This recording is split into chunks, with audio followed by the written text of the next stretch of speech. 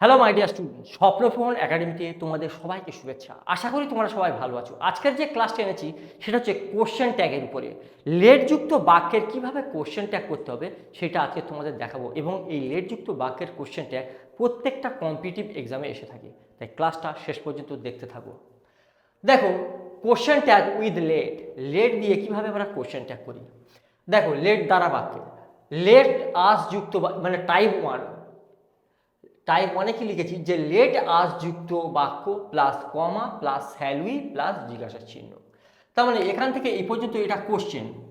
যদি let us যুক্ত বাক্য হয় তাহলে আমরা ট্যাগ করবো কিভাবে, কোশ্চেন ট্যাগ কমা দেবো, তারপর শ্যাল উই লিখে দেবো, তারপর জিজ্ঞাসার চিহ্ন লিখে দেবো। তাহলে লেট আস, দেখো লেট আস, তাহলে লেট আস যুক্ত বাক্য, তাহলে আমরা কোশ্চেন ট্যাগ কীভাবে করবো, কমা দিয়ে দেবো আর এই শ্যাল উইটা লিখে দেবো, তারপর জিজ্ঞাসার চিহ্ন। তাই লেট আস রিড বুক, আমাদের বই পড়তে দাও, দেবে নাকি, দেবে কি?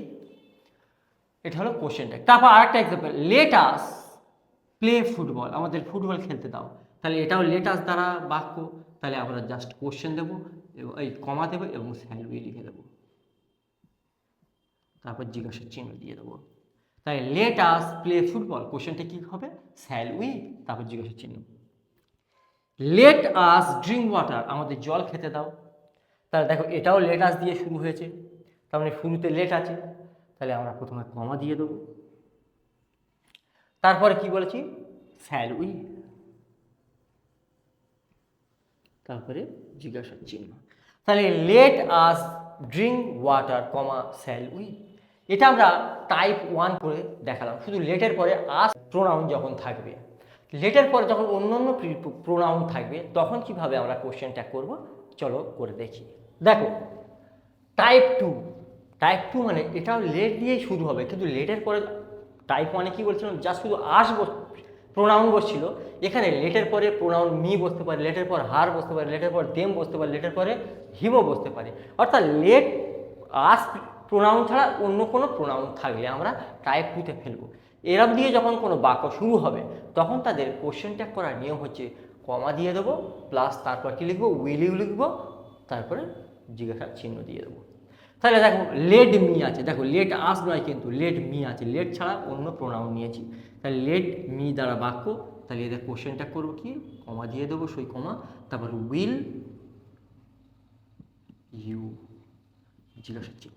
তাহলে let me sleep now, will you, দেবে কি, আমাকে ঘুমোতে দেবে কি? তারপর দেখো লেট দেম প্লে ক্রিকেট, তাদেরকে ক্রিকেট খেলতে দাও, দেখো লেটের পরে আস প্রোনাউন নেই, দেম প্রোনাউন আছে, তাহলে আমরা কি টাইপ টুতে ফেলবো, তাহলে কমা দিয়ে দেব, তারপর উইল ইউ লিখব, তারপর জিজ্ঞাসার চিহ্ন দিয়ে দেবো। তাহলে let them play cricket, will you, দেবে কি?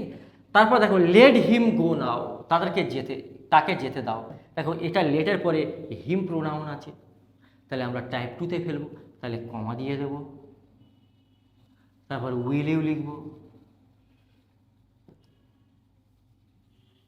তারপর জিজ্ঞাসার চিহ্ন দিব। তাহলে let him go now comma will you, দেবে কি? তাহলে জিজ্ঞাসার চিহ্ন। লেটযুক্ত বাক্যের দুটো টাইপ হয়, একটা টাইপ ওয়ান শুধু লেটের পর আস বসবে, আর টাইপ টু মানে লেটের পরে আস ছাড়া অন্যান্য প্রোনাউন থাকে। আশা করি লেটযুক্ত বাক্যের কোশ্চেন ট্যাগ নিয়ে তোমাদের আর কোনো সমস্যা থাকবে না। ক্লাসটি যদি ভালো লেগে থাকে তাহলে স্বপ্নপূরণ একাডেমিকে একটা সাবস্ক্রাইব করবে ও বন্ধুদের মধ্যে শেয়ার করবে। Thank you.